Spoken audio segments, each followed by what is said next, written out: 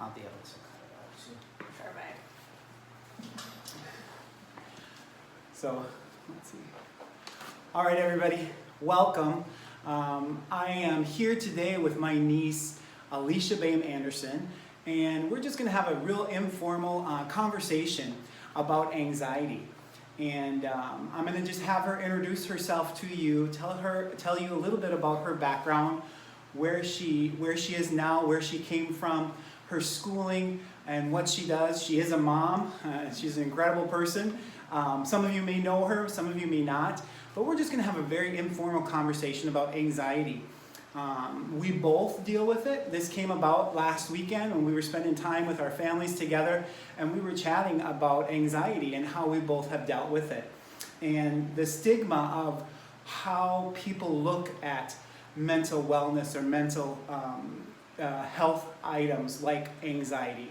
Anxiety actually happens to be the number one issue that Americans deal with here in the United States for health and wellness based upon mental wellness.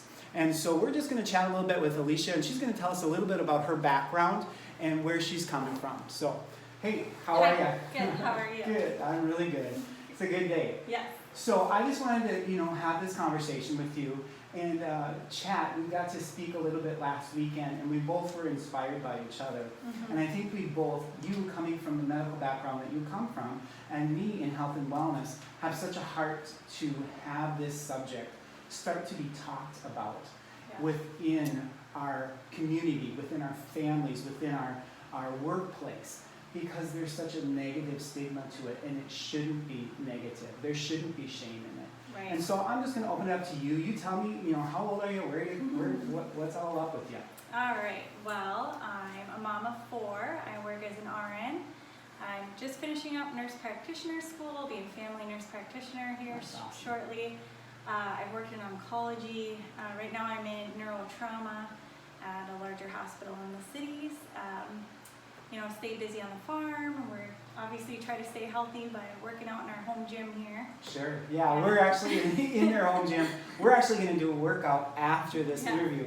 So, but Alicia, tell me about when you either noticed or you were diagnosed, or maybe some of the occurrences around when you decided that anxiety was in your life. Oh, so I say probably back in high school. I want to say around when I was 15, 16, I went through a pretty traumatic experience with losing a best friend, and had a hard time coping with that. And I was obviously going through the grieving process and stages of that situation. And during that time, I also started to feel more anxious in situations around like larger crowds, or if I was uncomfortable.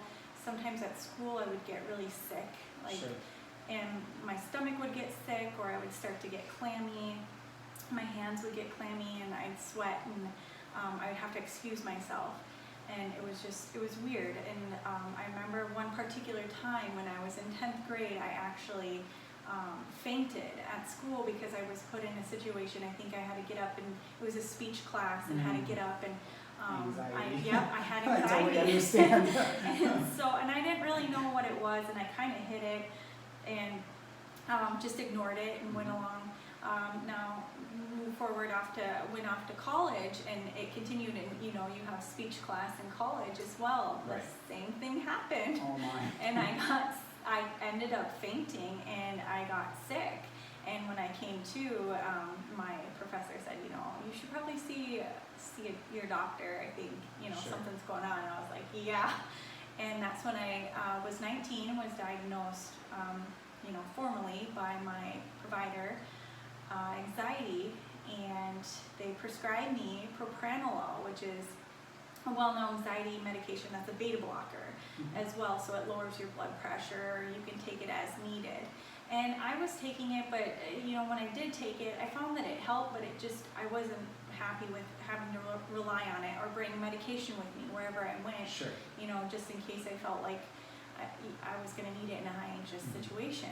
And so it it was difficult because I was young. I didn't really understand it. I knew I was getting into the medical field, but you know, I wasn't in depth enough about it, and I felt like nobody really explained anxiety or any of those type of like Holistic approaches Right.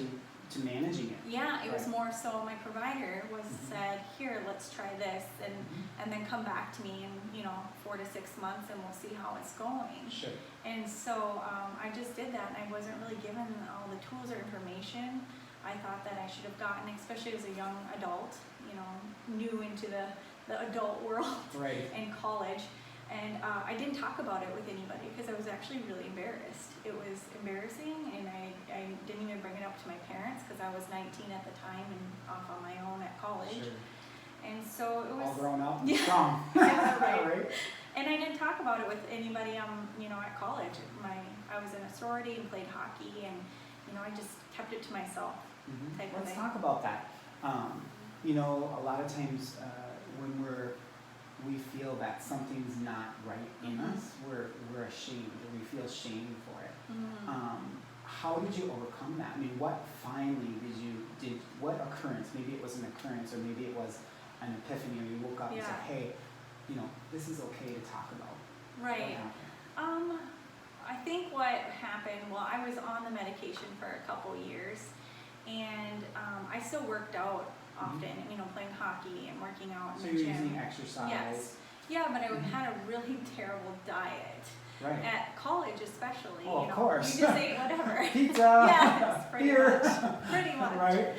And so, it was one of those things that I think because I got freshman 15, even Sure. though I was working out and I still was gaining weight, Mhm. and it kind of was all, one of those things. And then I was shortly, I think when I was 22, was diagnosed with Crohn's disease. And so all of it together made me realize, I needed to make a change, and I needed to, maybe explore more options or a holistic view, because I didn't want to be on all these medications. I never really opened up into anybody until probably I was about, until I transitioned off of the medication and started to use diet as a way to help, with my my immunodisorder, my Crohn's disease and anxiety as well. Sure. And so after I was able to get off the medication safely with Mhm. the help of my provider, that's when I actually felt more comfortable about telling people my story, Sure. and the fact that, hey, it's normal to have anxiety. I think there's a lot more people that have it than you think have it. And I was on medication at some point too, and you don't need to be embarrassed, and you don't need to hide it, because I did the same. I did hide it. I felt Right. like I didn't have somebody to talk to about it, but I was able to work closely with my provider and getting off of it and relying on more of a diet and exercise to achieve those anxious situations and not faint. Right. and be able to accomplish, and be successful in different ways, and not have to worry about my anxiety keeping me back, or being that fear to not go and do something because I might feel like an anxiety attack will come on. Right. Like you've never been in that position, and so everything's new, and everybody's looking at Right, you. And, right, Yeah. right. So, and we deal with the same things.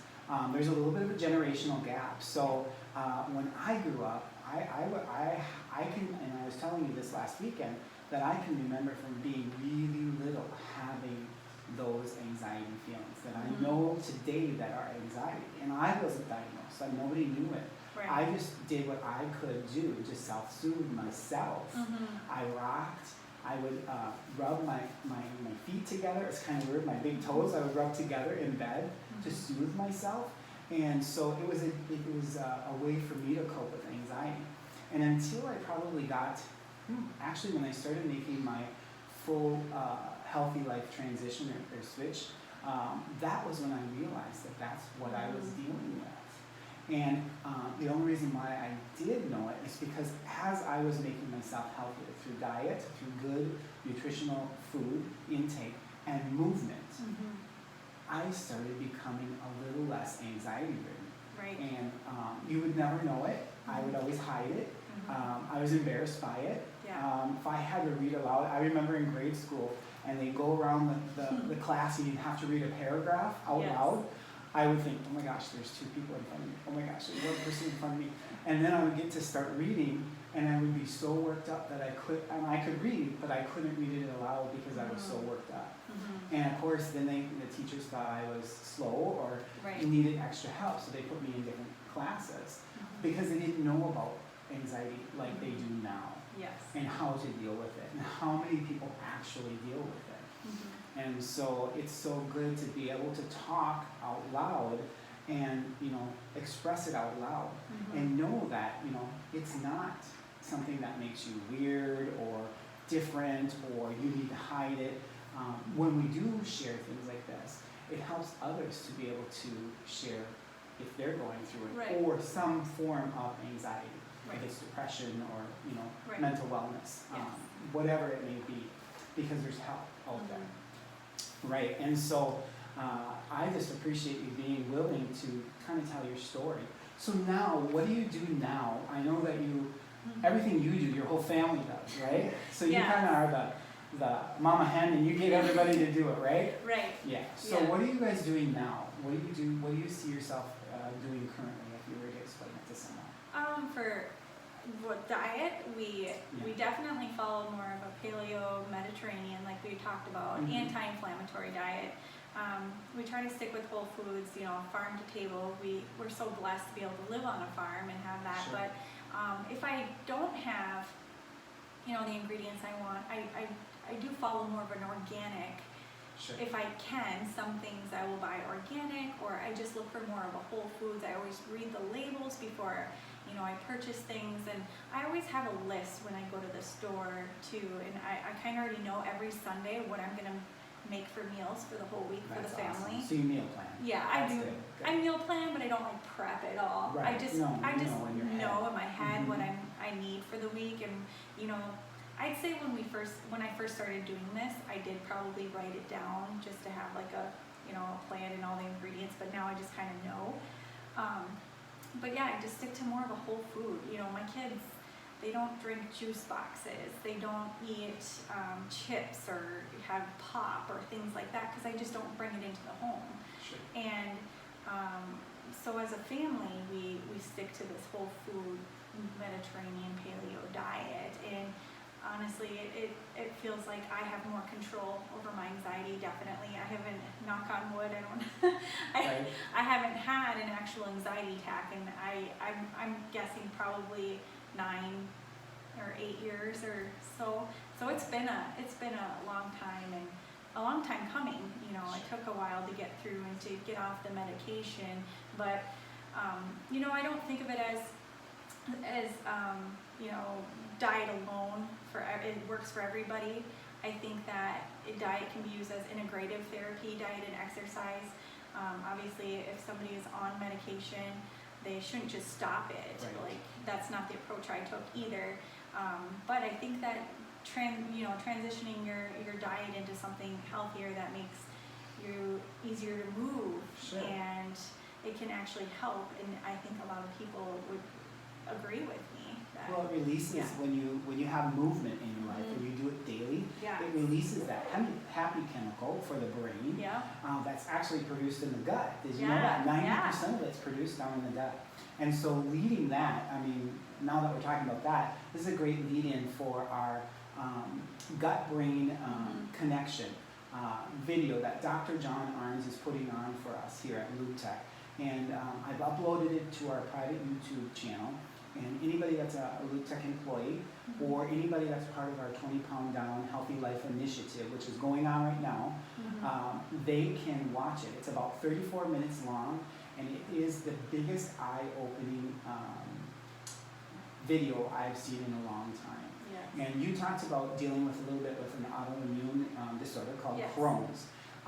And he brings that into, not just Crohn's, but brings in a lot of the diseases that we are fighting and that we are losing battles here in the United States with, like cancer, diabetes, heart issues, Yes. that are caused from inflammatory things. Mhm. And so you talked about that and, Right. and how you eat to reduce inflammation within the Right. body. And so the paleo diet or the Mediterranean diet really Mhm. helps to reduce inflammation.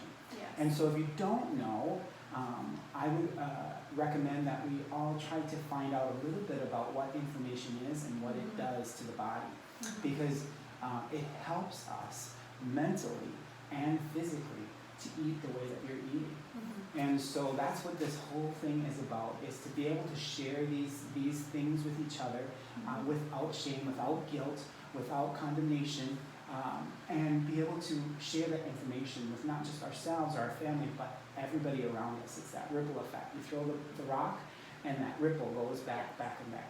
And that's how a community, that's how a family gets healthy, that's how a community gets healthy, that's how a nation gets healthy, and that's how the world gets healthy. Yes. Doing our part, each individually. And so I'm really excited that you were able to share this with us, and that you felt comfortable. But now we're going to actually have to move a little bit. Yes. So we're going to do a workout. We're going to have a workout. It's going to be a great workout. Yeah. So you'll see this on the Thursday workout. So we're happy. We're excited. You guys keep moving. Keep drinking your water. We'll talk to you later, Lube Tech.